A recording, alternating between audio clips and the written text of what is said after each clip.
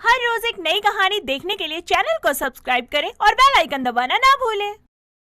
स्वाति अपनी माँ और भाभी के साथ रहा करती थी। स्वाति को आलू पूरी खाने का बहुत शौक था और उसे वो बहुत अच्छे लगते थे। ऐसे ही एक दिन स्वाति अपनी माँ कमला को और अपनी भाभी नीलम को बुलाती है। माँ भाभी, आज मेरा जन्मदिन है तो आज आप दोनों मेरी ही पसंद का खाना बनाना और आप लोग मेरी ही पसंद का खाना खाना। इस बार फिर से तुम्हारे वो ज्यादा बटर वाले और तेल वाले आलू के पराठे खाने होंगे। मैं नहीं बनाऊंगी इस बार। हर 4 दिन बाद आलू के पराठे बनवा लेती हो और आज तो तुम्हारा जन्मदिन भी है, फिर भी तुम ऐसे बोल रही हो।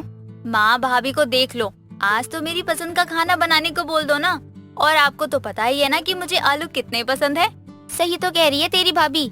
क्या हर 4 दिन बाद तुझे आलू के पराठे खाने होते हैं? अगर तुझे आलू से बनी चीजें इतनी ही पसंद है तो कुछ और बनवा ले। आज मेरा जन्मदिन है और आज ही के दिन मेरी विश पूरी नहीं हो रही, ये क्या फायदा हुआ। स्वाति अपने बर्थडे वाले दिन रोते रोते अपने कमरे में चली जाती है।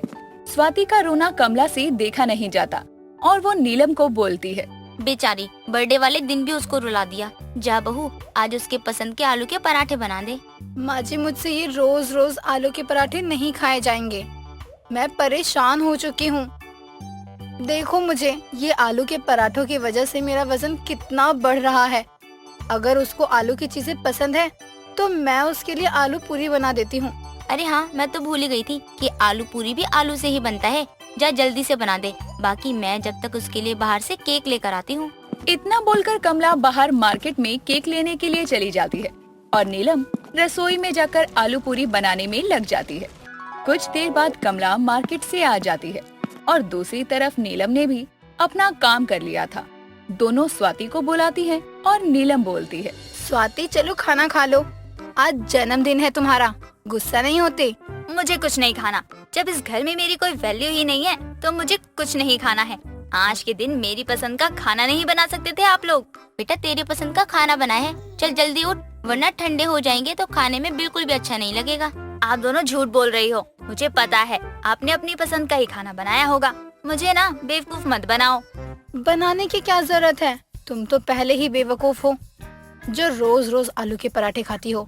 आज तो तुम्हारा बर्थडे भी है, थोड़ी अपडेट हो जाओ यार, कुछ और खाने की सोचो। स्वाति नीलम की बात सुनकर बाहर आती है और जल्दी से खाने के टेबल पर जाकर बोलती है, आप मुझे बेवकूफ बोल रही थी ना। मुझे आलू के पराठे पसंद है, इसलिए मैं नहीं छोड़ सकती।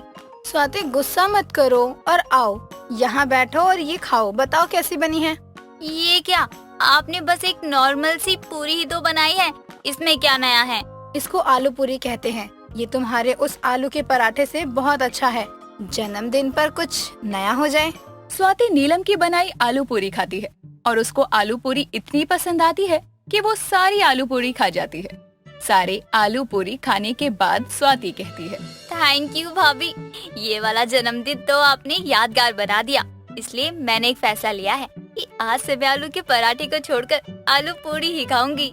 अगर हर वक्त आलू पूरी खानी है तो खुद सीख लेना, क्योंकि मुझसे एक ही चीज बार बार बनाई नहीं जाती। ठीक है, अब मैं अपने दोस्तों के साथ बर्थडे सेलिब्रेट करने जा रही हूँ। अरे पर मैं तो तेरे लिए घर में ही केक लाई हूँ, इसको तो काट ले। स्वाति, कमला और नीलम तीनों मिलकर केक काटते हैं और स्वाति का बर्थडे मनाते हैं और फिर स्वाति बाहर चली जाती है।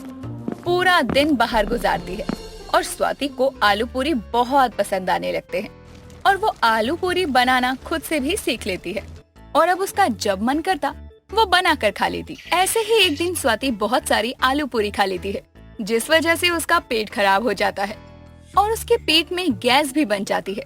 स्वाति घर में आराम कर रही थी कि तभी कमला की पड़ोसन विमला कमला को ढूंढते हुए आती है और स्वाति को बोलती है, बेटा स्वाति, तेरी मम्मी कहाँ है? जरा बुला दे तो। वो आंटी अंदर है, अगर आपको उनसे मिलना है तो उनके कमरे में चले जाना। विमला जैसे ही वहाँ से जाने लगती है वैसे ही स्वाति को बहुत तेज से गैस बनती है और वो विमला के आगे ही पाद देती है।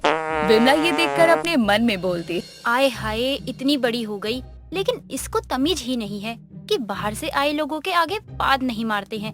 कितनी शर्मनाक हरकत की है। जब खाना पचता नहीं है तो खाते क्यों हैं? लगता है कोई आवाज आई आंटी। खैर जाने दो, आप जाओ माँ के पास। हाँ हाँ, आवाज ही आई है, भूकंप आया था। ले बेटा, तेरे पेट में जब खाना पचता नहीं है तो इतना खाती क्यों है? वो आंटी जी, आपको पता चल गया कि मैंने ही बात मारी है। आप ये बात किसी को बताना मत, वरना मेरी क्या ही इज्जत रह जाएगी। हाँ ठीक है, पर थोड़ा तमीज सीख ले। विमला इतना बोलकर कमला से मिल लेती है और अपने घर चली जाती है। ऐसे ही दिन निकलता रहता है और स्वाति का आलू पूरी खाना शुरू रहता है। ऐसे ही एक दिन स्वाति को देखने के लिए लड़के वाले आते हैं और वो मेहमानों के आने से पहले बहुत सारी आलू पूरी खा लेती है। कुछ देर बाद कविता और उसका बेटा विवेक स्वाति को देखने के लिए आते हैं। स्वाति उनके पास बैठी होती है और स्वाति उनके आगे एक लंबी सी डकार लेती है। स्वाति की इस हरकत पर कविता कहती है, आपकी बेटी को कोई तमीज नहीं है क्या? इतने सारे लोगों के आगे ढकार ले रही है। कल को हमारे घर की बहू बनेगी और ऐसे ही लोगों के आगे करेगी तो 4 लोगों के आगे हमारी क्या ही इज्जत रह जाएगी। हमें ये लड़की बिल्कुल पसंद नहीं है, हम ये शादी नहीं करवा सकते। कविता इतना बोलकर स्वाति के घर से चली जाती है। कमला को स्वाति पर बहुत गुस्सा आता है और वो बोलती है, तुझे कहा था ना कि लड़के वालों के जाने के बाद खा लियो, लेकिन तुझसे तो सब्र ही कहाँ होता है। आलू पूरी देखती नहीं कि टूट पड़ती है। तो क्या हुआ माँ, एक रिश्ता ही तो टूटा है, दूसरा आ जाएगा। मैं ना बहुत सुंदर हूँ, कोई भी पसंद कर लेगा मुझे।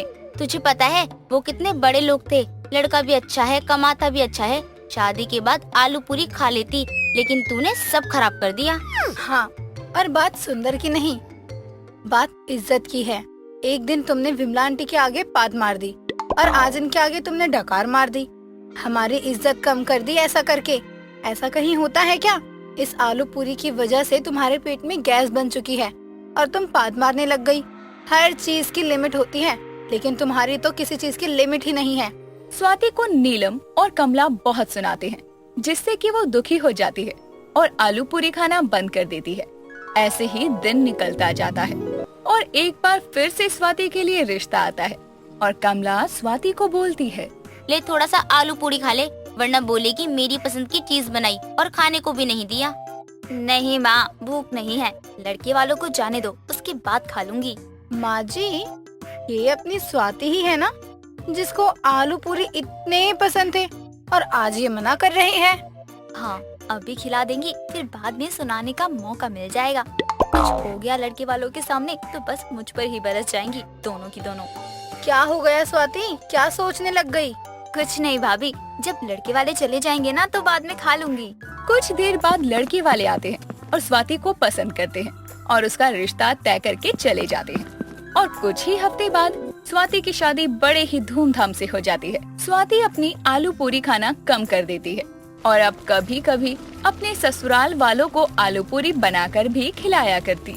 गौरा अपनी रसोई के चूल्हे पर दाल चढ़ा ही रही थी कि तभी उसका बेटा गोपाल उसके पास आकर कहता है, माँ मुझे भूख लगी है, कुछ खाने को दे दो।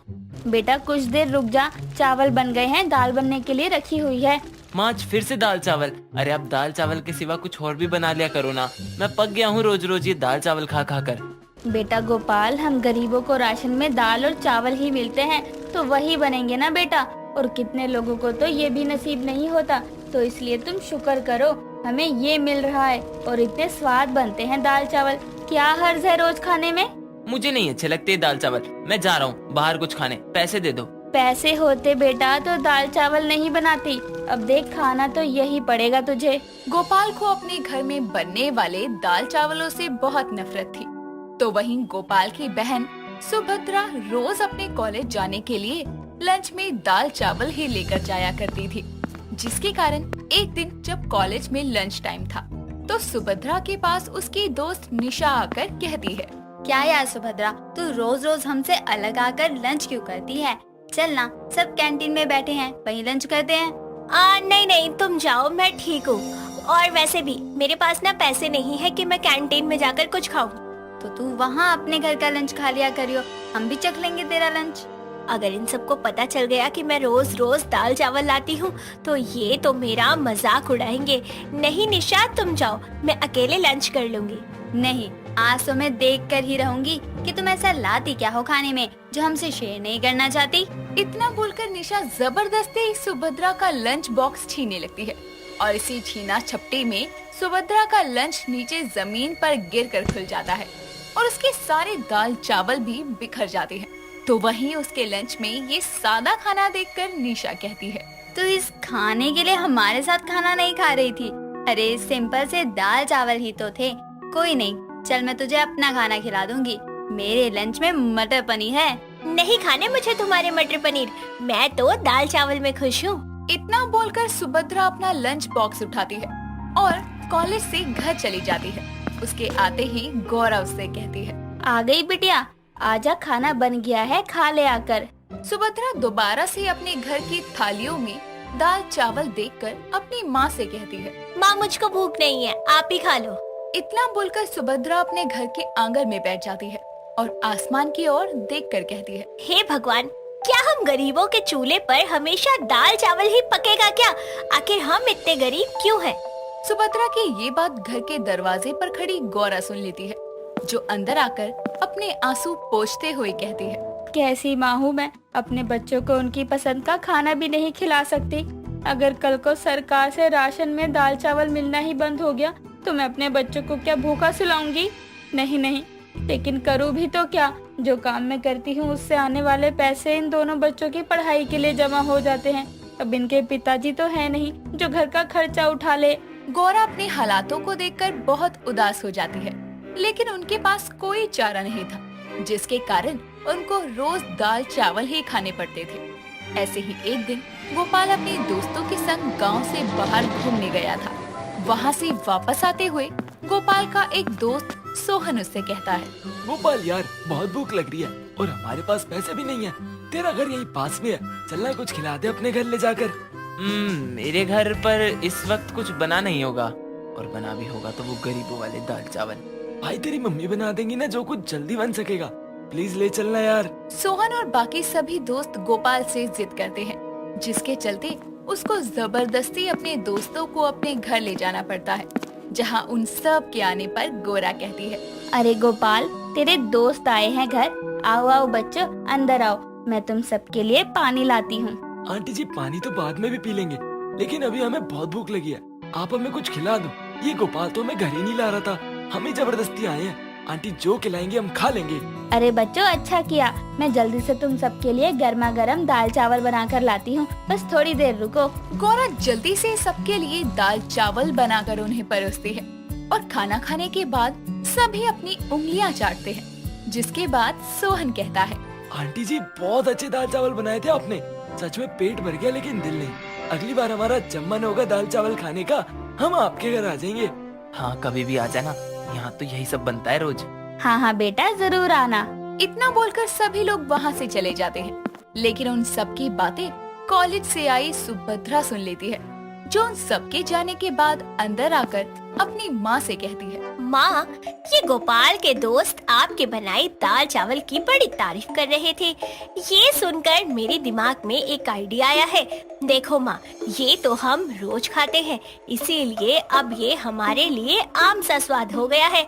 लेकिन जैसे गोपाल के दोस्तों ने खाकर इसकी तारीफ की, वैसे ही कोई और भी अगर ये दाल चावल खाएगा तो तारीफ ही करेगा। तू कहना क्या चाहती है बिटिया, साफ साफ बोल। माँ, मैं ये कहना चाहती हूँ कि क्यों ना आप दाल चावल का ठेला लगाओ, वो भी हमारे कॉलेज के सामने। बहुत से लोग हैं, बच्चे हैं जो सादा घर का खाना खाना पसंद करते हैं, और आपके बनाए दाल चावल सच में बहुत टेस्टी है। पर बिटिया कैसे इंतजाम होगा एक ठेले लगाने का? वो सब मैं कर लूंगी। वैसे भी राशन से हमें इतने चावल मिल ही जाते हैं कि हमारे खाने के बाद भी चावल बच जाते हैं, हम उनका इस्तेमाल करके अपना काम शुरू कर सके। सुभद्रा एक लकड़ी की टूटी फूटी रेड़ी का इंतजाम करती है, जिसके बाद वो उसकी अच्छे से मरम्मत करके उसे साफ सुथरा रूप देती है। और अगले दिन सुबह सुबह गौरा और सुभद्रा बहुत सारे दाल चावल बनाने की तैयारी करते हैं। कुछ देर में जब खाना बनकर तैयार हो जाता है, तो वो लोग उस खाने को बड़े बड़े पतीलों में डालकर रेड़ी पर रखते हैं और एक छोटा सा स्टोव भी उस रेड़ी पर रखते हैं, ताकि समय समय पर वो खाना गर्म कर सके। अब दोनों माँ बेटी सुभद्रा के कॉलेज के लिए निकल जाती है और कुछ देर में कॉलेज के बाहर ही अपनी रेड़ी रोककर खड़ी हो जाती है। कुछ देर में जब कॉलेज से आने वाले बच्चे कॉलेज के बाहर दाल चावल की रेड़ी देखते हैं तो हैरान होते हैं। उन्हीं में शामिल निशा जब ये देखती है और साथ ही सुभद्रा को भी खड़ा देखती है तो वहाँ आकर कहती है, सुभद्रा, ये सब क्या है? तुम आज कॉलेज नहीं आओगी क्या? और ये किसकी रेडी है? अरे ये मेरी और मेरी माँ की है। गरीब के दाल चावल नाम की रेडी है। यहाँ तुमको राजमा चावल, चने की दाल चावल, मसूर की दाल चावल आदि सब मिलेंगे। क्या दाल चावल? अरे ये खाना तो लोग जब घर पर बने तब नहीं खाते, तो बाहर क्यों खाएंगे? इससे अच्छा अपनी पढ़ाई पर ध्यान दो, कुछ और काम कर पाओगी, वरना ये गरीब के दाल चावल तुमको गरीब ही बना कर रखेंगे। निशा इतना बोलकर जाने लगती है कि तभी कॉलेज के कुछ बच्चे सुभद्रा और गौरी की रेडी के पास आकर दाल चावल की एक एक प्लेट लगाने को कहते हैं। ऐसे ही देखा देखी बहुत बच्चे और आते हैं और थोड़ी देर में लगभग हर बच्चा दाल चावल की प्लेट खाकर उसकी तारीफ करके कॉलेज जाता है। पहले ही दिन इतना अच्छा रिस्पॉन्स मिलने पर गौरा बहुत खुश थी और आधे दिन में ही उनके दाल चावल बिक जाते हैं। जिसके बाद गौरा घर आकर रात के खाने के लिए जब गोपाल को बुलाती है तो खाने में इस बार दाल चावल की जगह सब्जी रोटी और रायता देखकर गोपाल कहता है, अरे वाह, आज दाल चावल नहीं बने, ये चमत्कार कैसे हुआ? ये चमत्कार दाल चावल की वजह से ही हुआ है, क्योंकि हमारा रोज का खाना किसी के लिए कभी कभी खाने वाली चीज होती है, और जब उनको वो कभी कभी खाने वाली चीज टेस्टी मिलती है तो वो उसके लिए रोज आते हैं। क्या मतलब? मतलब ये है कि अब हम दाल चावल खाने वाले गरीब नहीं रहेंगे, बल्कि अब हम अपने दाल चावल खिलाएंगे बाकी सब लोगों को भी, वो भी पैसों में। सुभद्रा सब कुछ गोपाल को बताती है, जिसके बाद गोपाल बहुत खुश होता है और अगले दिन से सुभद्रा अपने कॉलेज की पढ़ाई संभालती है और गोपाल अपनी माँ के साथ दाल चावल का ठेला। दोस्तों, अगर आपको ये कहानी पसंद आई तो इसे लाइक करें, शेयर करें और कमेंट करके बताएं कि कहानी में आपको सबसे अच्छा क्या लगा।